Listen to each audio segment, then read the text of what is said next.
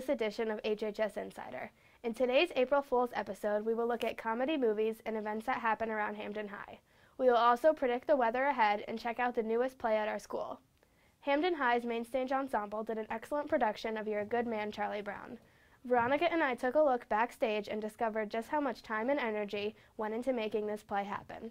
So you have the lights, the sound, the orchestra, the props, the sets, the actors, the crew. You have to coordinate all of it so that it works simultaneously and flawlessly.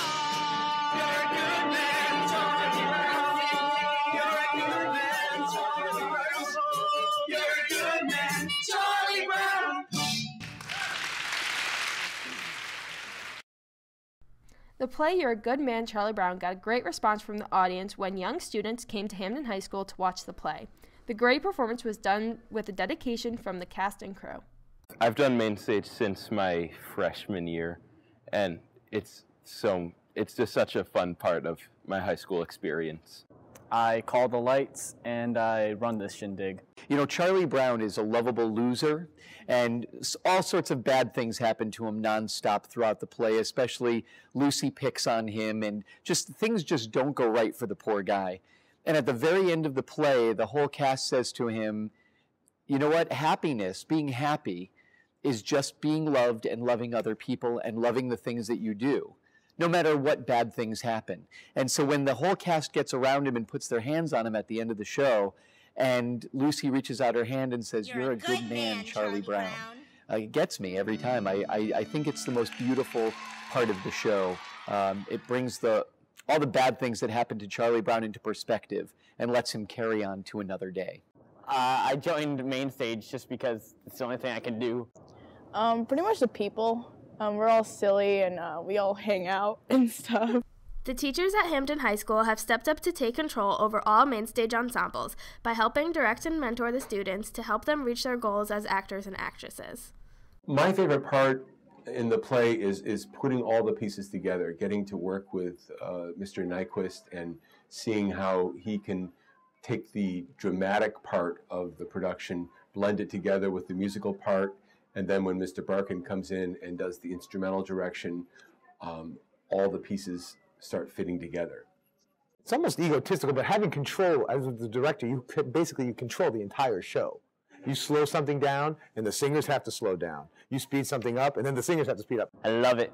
Hampden High School put on a good performance of You're a Good Man, Charlie Brown. The cast and crew did a wonderful job putting on the show. Veronica Bitts, HHS Insider. Next up on Chris and Sam's Pop Culture Madness Minute, they give us a scoop on the funniest movies they could find. These comedies are perfect to enjoy on this year's April Fool's Day.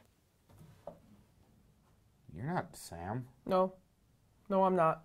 But everyone, welcome to the special April Fool's edition of the Pop Culture Madness Minute. I'm Chris Gamlin. And I'm Sam Nicefaro. Today we're going to be talking about the three fine pieces of cinematic genius that are Anchorman, Bridesmaids, and Ferris Bueller's Day Off. Great, Odin's beard, that's a lot to cover in a minute. Well, Chris, Anchorman is a great example of slapstick comedy at its finest, starring some of comedy's funniest leading men, like Steve Carell and Will Ferrell, plus some other big-name actors in very small background roles, like Seth Rogen as Veronica Corningstone's cameraman, and Jack Black as the angry biker. Steve Carell's Brick Tamlin is hands down one of the funniest movie characters of all time. I don't know what we're yelling about! In December 2013, we'll see the release of Anchorman 2, The Legend Continues. Wow. Next we have Bridesmaids, this raunchy comedy about 6 friends, 5 bridesmaids and 1 bride, delve into the world of wedding preparation. I'm engaged. Oh my God! He asked me last night. What is happening? So will you be my maid of honor? Of course I will. Side-splitting laughter is delivered from stars Kristen Wiig, Maya Rudolph, and the hilarious Melissa McCarthy. The scene in the dress shop is enough to watch this movie. Go outside! I'm serious! There's a bathroom across the street! And finally, Ferris Bueller's Day Off, pretty funny movie. Released in the 80s starring Matthew Broderick, this movie is about a high school senior that wants to pull off one more skip day of epic proportions before he graduates and heads off to college. This movie features someone we all know and love, and that's Charlie Sheen. He's the boy in the police station. The funniest part of this movie is when Ferris and Cameron decide to run the tires on the Ferrari backwards so the mileage gets taken off. But joke's on them. That doesn't really do anything. Well, thanks for watching this special episode of the Madness Minute. Again, I'm Chris Gamlin. And I'm Sam Nicefaro. Stay classy, Hamden High. Today on Zach's weather segment, he gives us a recap of winter 2013 and a look ahead at what spring has in store for us. So guys, we finally made it. Spring 2013. But what a winter we had. In my next weather segment, I'm going to talk about recapping winter 2013 and how much snow ended up piling up at the end of the season, and the intro to spring 2013 and what to expect. Winter 2012-2013.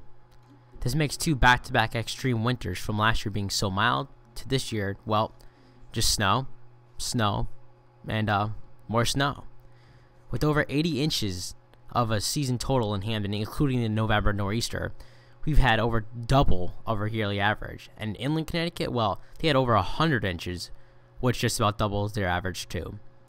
But the biggest storm of all to note would have to be the blizzard of 2013, which Hamden received over 3 feet of snow during this blizzard. This blizzard shut down the state for days, shut down the town for over a week, and made roads impassable, and payloaders had to come and clean us out, and school was closed for over a week. Stores packed, shelves, well, empty as well. And now that we're into spring 2013, what's going to happen? Well, I'm going to take a look at our forecast. Guy finally made it. Winter 2013. Another blizzard is on its way, and we can expect 65 inches of snow to 100 inches of snow. Oh, wait a minute. Oh, wait. It's spring. Hey, April Fools, guys. Just a joke. Not being serious. Here we go, guys. Spring 2013 is finally here, and this is what a normal spring pattern would look like, with the steam air to the south and the cool air to the north. Now, cool air, you know, how do you determine cool air? We're between 40s, 50s, and 60s. Right now, April 1st, April Fools, by the way, we're going to be in the, mid 50s to low 60s, and that's pretty warm. But the last few weeks, we've been in like the 40s, which is very cold. And that all has to do with the jet stream. And basically, the jet stream is just a big flow of air or wind that moves weather from left to right on your screen or from west to east. Now, it's a huge deal in the spring because if this takes a dip, you can get cold air. If it takes a jump northward, which it does in the summer, it can be very hot like we saw last year. But this year, this is what's been happening. We saw a low pressure in Canada forcing cold air down, the high pressure or the blocking pattern called the negative NAO or negative North Atlantic Oscillation, technical term, but basically the bottom line is that there's a high pressure to the west coast, California and all that, and that basically forces warm air to the north, almost into Canada. What you think, well, that's normal, but the problem is that force of air north, if the jet stream doesn't stay straight, it kind of bends, and it makes a big dip here, and this dip is what has been responsible for all the winter storms this season. And what this dip does is forces the cool air down and the storms straight off the coast. So this is why we've been seeing so much snow this winter. But this is what we've been seeing for the first, few weeks of March, even to late March. And it's not that typical. We should be seeing more of an image like I showed you before. So stay tuned, guys. And hopefully the spring is going to be warm. And I do think it's going to be relatively warm once you get out of this cool pattern. And I'll see you next time. Zach Duhame, HHS Insider. Trammell, Matt, and Sam decided to create a special segment for the upcoming April Fool's Day. Let's see what they came up with. April Fool's is on Monday, so yeah. What do you guys think about April Fool's Day? I think it's a good day to prank people, and it's a really funny day because a lot of people like to pull jokes and that are really funny, but some aren't. But it's okay. They'll learn next time. Well, here's what I think. You guys ever think April Fool's Day is just one big joke? Ever think about that? No, I haven't. I mean, it's a day for pranking people, but it's harder to prank everyone. They're expecting it. So why not prank them any other day of the year? Yeah, I just don't like it. Good point. Like, I just think April Fool's Day, like, everyone trying to prank everyone makes it harder to prank someone. I'd rather prank someone on a random day, Yeah. I don't know. Like next Thursday. That seems like a good day for a prank. Yeah. Yeah. Yeah. Why not tomorrow? Yeah. Let's prank, like, people in our school and see how that goes. Yeah. Seems like a good idea. Yeah. Where's Trammell? Yeah, I don't know. Seen him? No, he just... What's up, Trammell? Oh, hey. What's up? Guys, I got an idea for the prank now.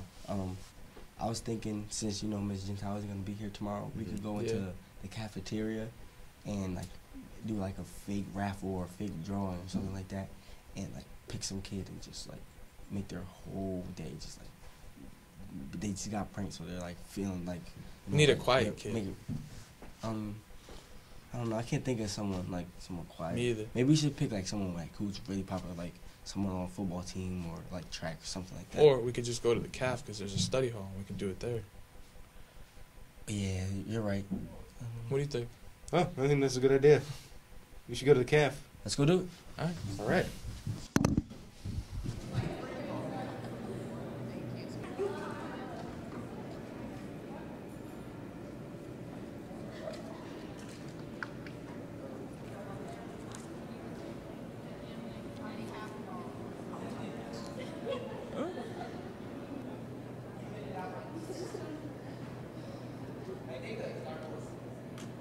Wait, do that over. Do it over. We missed it. Oh, I think it's going to come. Catch it. Not doing it. No, wait, what? You want?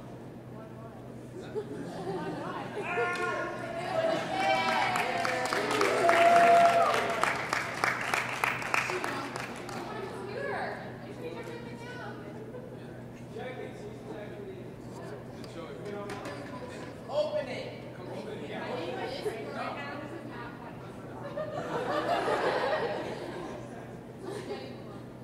Oh, see.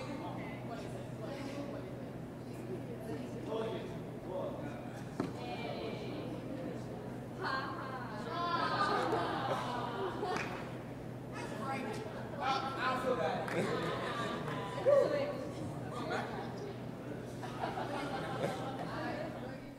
Well, that prank went really well today. Yeah, I'm glad we pulled it off. Yeah.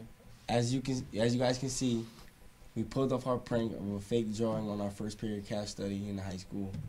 And we just want to thank Cassie Henson for being such a good sport on winning her MacBook. It wasn't the MacBook she expected, but, you know, there's no rules on April Fools. But we got to go. We see you guys next show. I'm Tremel Dobbs. I'm Samuel Azul. I'm Sam Nisafaro. And we'll see you guys next time. HHS Insider. Yeah. Thank you for tuning in for this episode of HHS Insider. See you later. Oh my god. I was here. I should have played into editing. Oh my gosh. This should be perfect for the ending credits. It's like I'm walking downstairs. Dang it.